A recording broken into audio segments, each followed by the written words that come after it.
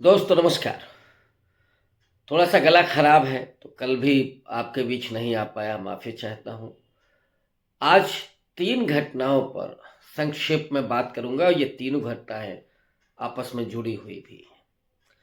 पहली घटना जो पूरे देश को शर्मसार करने वाली है, बहुत दुःख पहुँचाने वाली है। कुंभ जिसे केवल ब्रांड के तौर पर, एक इवेंट के तौर पर किया जा रहा था, उसमें सैकड़ों की तादाद में जो आंकड़े हैं वो इस बात को नहीं कह रहे हैं, सरकार ये जारी नहीं कर रही है, लेकिन बहुत सारे पत्रकारों ने इस बात को कहा है कि वहाँ सैकड़ों की तादाद में लोग मरे हैं। 1500 लोग गायब बताए जा रहे हैं, मिल नहीं रहे। जाहिर तौर पर ये ना मिलने वाले लोग क्या शव में तब्दील हो गए हैं? क्या उनको मौत गले लगानी पड़ी है? और किस तरह से हृदय विदारक दृश्य था, किस तरह से उन पैरों के तले वो रौंदे गए भगदड़ में और मौत हुई। इस पर सरकार को अफसोस करने के बजाय और अपनी गलती स्वीकार करने के बजाय वो आंकड़ों को छुपाने में लग गई। हद तो तब हुई जब एक अपने आप को बाबा कहने वाला व्यक्ति ये कहता है कि जो गंगा के किनारे मरे हैं उन्हें मोक्ष मिला है। मैं बात कर रहा हूं धीरेन्द्र शास्त्री की। और ये संयोग नहीं है कि इस समय बाबा जिस तरह से पॉलिटिकल बयान दे रहे हैं, योगी आदित्यनाथ मुख्यमंत्री जब से बने हैं, बहुत सारे बाबा सत्ता भोगने के लिए बेकरार हैं। साध्वी प्रज्ञा पार्लियामेंट पहुंच गई थी मध्य प्रदेश से, उसी मध्य प्रदेश से धीरेन्द्र शास्त्री भी है, और बड़ा निर्लज्ज और बेशर्म किस्म का है। लेकिन उसने अपना जो ऑरा बनाया है वो सबको मालूम है। अब वो ये कह रहा है कि साहब जो मौतें हुई हैं, वो जो हादसा हुआ है वो दुखद जरूर है, लेकिन मोक्ष मिला है लोगों को। हालांकि लोगों ने उसको क्रिटिसाइज भी किया है, और एक खुद शंकराचार्य ने बहुत रोष प्रकट करते हुए कहा कि अगर उसे मोक्ष अच्छा लग रहा है तो वो आ जाए और मैं उसे धक्का दे दूं, उसको भी मोक्ष मिल जाए। जाहिर तौर पर उसके बयान पर लोगों के मन में गुस्सा है। एक तीसरी बात जो जुड़ी हुई है आज के बजट सत्र से। आज बजट सत्र का दूसरा दिन था, और जब इसकी शुरुआत हुई तो 2 मुद्दों पर खुल करके विपक्ष ने मांग की। राहुल गांधी, प्रियंका गांधी और कांग्रेस के तमाम लोग डॉक्टर अंबेडकर के अपमान के मुद्दे पर बीजेपी को घेरने के लिए निकले, जय भीम के नारे लगाते हुए और अमित शाह से माफी मांगने की बात कर रहे थे। गुस्सा राहुल गांधी का और जो डॉक्टर अंबेडकर के प्रति सम्मान का उनका भाव है वो छोड़ने के मूड में नहीं दिख रहे हैं। अमित शाह या तो माफी मांगेंगे या फिर वो बाहर जाएंगे। इसलिए उस मुद्दे पर कांग्रेस पार्टी एकजुट होकर के और अमित शाह के खिलाफ नारेबाजी करते हुए पहुंचे। इसी समय अखिलेश यादव ने और उनकी पार्टी ने, जिन्हें इस बार दूसरी रो से हटा करके बहुत पीछे बिठा दिया गया, इसको लेकर के भी लोगों ने आपत्ति दर्ज की है कि जो पार्टी आज मतलब पिछले लोकसभा चुनाव में तीसरे नंबर पर आई, उस पार्टी के नेता को आप इतना पीछे बिठा रहे हैं। ये भी सवाल खड़े हो रहे हैं। अखिलेश यादव विपक्ष में हैं उत्तर प्रदेश में। उत्तर प्रदेश में जो घटनाक्रम हुआ, कुंभ में भगदड़ का मामला, जिसे सिर्फ हादसा बताकर के टाला जा रहा है, जबकि उसकी जिम्मेदारी कोई नहीं तय करना चाहता। खास करके योगी सरकार या मोदी सरकार उसको बचाना चाहती। सच्चाई तो ये है कि खुद इसमें योगी सरकार गुनहगार है। मैं थोड़ा इस पे आऊंगा, लेकिन अखिलेश यादव ने जो डिमांड की, और एक औपचारिकता लग सकती है लेकिन वो डिमांड बहुत सही, और मांग ये थी कि पार्लियामेंट में जो कुंभ में लोग हताहत हुए हैं उनके लिए शोक प्रस्ताव आए। आश्चर्य इस बात का कि इस निर्लज्ज और बेशर्म सरकार ने इस प्रस्ताव पर भी कोई चर्चा नहीं की, लाया ही नहीं गया। ठीक उसी तरह से जैसे नोटबंदी के समय लोग जो मरे थे उन पर कोई शोक संवेदना व्यक्त नहीं की गई इस सरकार के द्वारा, सत्ता के द्वारा, ठीक वैसे ही जैसे किसानों के आंदोलन में जो किसान शहीद हुए, 750 किसान, उन पर भी कोई शोक संवेदना व्यक्त नहीं की गई। और अब जब कुंभ में जिस सरकार की अपनी गलती ही नहीं बल्कि बेवकूफ़ी की वजह से, या वो शातिराना जो खेल खेल रही थी, उसमें लोगों को मरने के लिए छोड़ दिया गया था, तो कैसे शोक प्रस्ताव हो जाएगा? आपको आंकड़े जारी करने पड़ेंगे।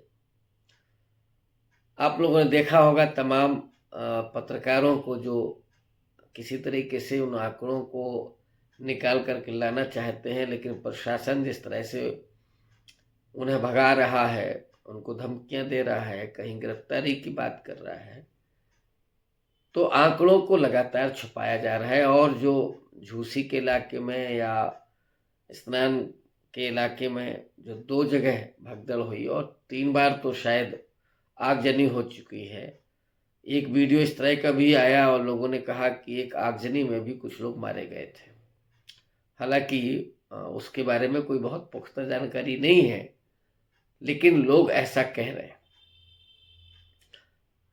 और सबसे बड़ी बात तो ये है कि वो सरकार जो इतना ब्रांडिंग अपना कर रही है, जहां मोदी और योगी के ही हर 10 कदम पर कटआउट लगे हों, होर्डिंग्स लगे हों, और ये कैसे संभव है? कुंभ का धार्मिक आस्था का वो स्थल है, वहां पर राजनेताओं के होर्डिंग्स की क्या जरूरत है? जो इंतजाम है वो टैक्स पेयर के पैसे से हो रहा है। ऐसे लग रहा है जैसे आप अपने घर से पैसा ला करके और लगा रहे हैं, दान कर रहे हैं। तो जब वो पैसा इस देश के लोगों का है, 6400 करोड़ रुपए लगा करके आपने लोगों को मौत के मुंह में डाल दिया। जो वीआईपी हैं उनके लिए अलग से सड़कें, अलग से स्थान, सब कुछ है, लेकिन इस देश के गरीब लोगों को, दलितों, पिछड़ों को, कमज़ोर लोगों को, जो सच में आस्थावादी हैं, वो आस्था सही है कि गलत है मैं इस पर आज नहीं जा रहा हूँ, लेकिन वो सच में आस्थावादी हैं बेचारे गरीब लोगों के पास। कार्ल मार्क्स ने जो कहा था कि धर्म अफीम है, लेकिन वो ये भी कहता है कि जो कमज़ोर हैं, लूले लंगड़े हैं, उनके लिए वही धर्म सहारा भी है। तो जब व्यक्ति गरीब होता है, अगर उसका बच्चा बीमार है और उसके इलाज के लिए पैसा नहीं है, तो फिर वो ईश्वर की ही शरण में जाता है, मन्नत मांगता है। तो इस तरह से वो आस्थावादी होता चला जाता है, अंधविश्वासी होता चला जाता है। अब जो प्रचार किया जा रहा था बड़े बड़े टेलीविज़न स्क्रीन पर, और मैंने तो पूरा देश भर में देखे हैं, इस बीच में मैं कुछ यात्राओं पर भी रहा, एयरपोर्ट से लेकर के और रेलवे स्टेशन, बस स्टॉप, हर जगह आपको, मेट्रो में कुंभ के ही प्रचार के होर्डिंग्स ये सब चल रहे थे, लग रहे थे, और इस तरह से प्रचारित किया जा रहा था जैसे वर्ल्ड रिकॉर्ड बनाने जा रहे हैं, और इस तरह का कोई अभी तक इवेंट नहीं हुआ है। और ये जिस तरह से प्रचार किया गया, लोग सच में ये सोच करके कि ये बहुत लंबे समय के बाद इस तरह का मौका आया है, और प्रचार का तो हम लोग मतलब जानते ही हैं कितना छद्म होता है, लेकिन वो मनुष्य भी स्वप्नजीवी है। सब जानते हैं कि फेयर एंड लवली त्वचा के रंग को नहीं बदल सकती, लेकिन गोरा करने वाली क्रीम के नाम पर वो बेची जाती है और लोग उसका इस्तेमाल करते हैं, खुशी खुशी करते हैं।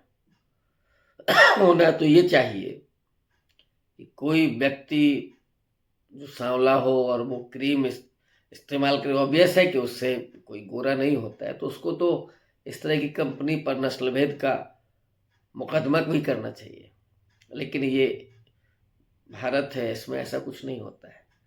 लेकिन विज्ञापन का एक प्रभाव तो पड़ता ही है मार्केटिंग पर। दरअसल ये मार्केटिंग चल रही थी, सरकार ये दिखाना चाहती थी कि देखिए विश्वगुरु भारत में और हिंदुत्व की एक आस्था और एक जो इवेंट है उसको हम कितने बड़े स्तर पर कर रहे हैं। लेकिन सरकार ने ये नहीं सोचा कि इससे हम कितने करोड़ लोगों को मौत के मुंह में डाल रहे हैं। और वही हुआ कि जो वीआईपी ट्रीटमेंट दिया जा रहा था, अमित शाह गए थे, योगी गए थे, और भी न जाने कौन कौन लोग पहुंचे हुए थे। जब आप प्रशासन को इन वीआईपीज के सहूलियतों के लिए इस्तेमाल करते हैं, तो ऑब्वियस है कि गरीब गुरबा लोगों की कौन चिंता करता है। प्रशासनिक अधिकारियों को मालूम है कि कुछ हो भी जाएगा तो क्या है, योगी जी जिंदाबाद, हम तो उनकी ठकुर सुहाती में लगे हैं, हम तो उनकी तेलबाजी में लगे हैं, तो कोई दिक्कत नहीं है। और वही हुआ, लोग मरते हैं तो मर जाएं, इसी को सियासत कहते हैं। ये जो गंदी राजनीति होती है, राजनीति दो तरह की होती है, अच्छी राजनीति और बुरी राजनीति। इसलिए मैं राजनीति से अपने आप को दूर नहीं करता राजनीतिक। और जब भी हम चाहे भाषण ही दे रहे हों, ऑब्वियस है कि वो पॉलिटिकल ही होता है। जब भी अभी हम चर्चा कर रहे हैं तो वो एक पॉलिटिक्स का ही हिस्सा है। जीवन का हर पहलू एक पॉलिटिक्स का हिस्सा है। तो वो पॉलिटिक्स, अच्छी पॉलिटिक्स इसको हम कहते हैं।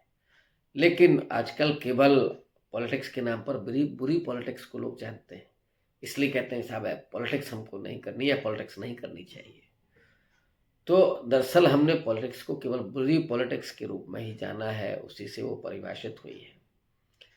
ये जो पॉलिटिक्स है, जो बुरी पॉलिटिक्स है, वो और ज़्यादा भयानक होती चली जा रही है, और वो निगल रही है लोगों को, टैलेंट को निगल रही है, लोगों की उम्र को निगल रही है, लोगों के जीवन को निगल रही है, और लोगों की हसरतों को निगल रही है, ख्वाबों को निगल रही है, और निगल करके केवल सत्ता सुख भोग रही है।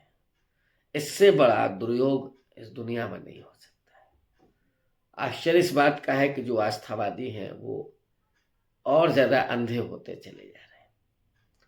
आस्था कई बार लोगों को बड़ा आसरा देती है, लेकिन अगर अपने मन पर, अपने विश्वास पर आस्था हो तो वो आपको नया जीवन देती है, नया रास्ता देती है, आपको आपका जो काम है उसके प्रति आपको प्रेरित करती है, आपको अंधविश्वासी नहीं बनाती है। आस्था भी दो तरह की होती है, लेकिन लोग आस्था के नाम पर अंधविश्वासी होते चले जा रहे हैं, या आस्था के नाम पर कट्टर होते चले जा रहे हैं। तो वो सांप्रदायिकता है, वो आस्था नहीं है। अब इसने इस देश का जो बेड़ा गर्क किया है, हमको शर्म आती है। सच बात यह है आज एक भारतीय के रूप में कि हम एक ऐसे देश में हैं जहां लोग मर रहे हैं लेकिन सरकार को कोई फर्क नहीं पड़ता। हम आज एक ऐसे देश में हैं जहां दलितों के मुंह पर पेशाब होती है लेकिन कोई फर्क नहीं पड़ता। मुसलमानों के नरसंहार की बात होती है, महिलाओं के साथ रेप होता है, लेकिन कोई फर्क नहीं पड़ता। क्या आप नागरिक के तौर पर गर्व कर सकते हैं? मुझे लगता है कि नहीं। अब देखना है कि इस देश की आवाम क्या कहती है, क्या सोचती है। शुक्रिया।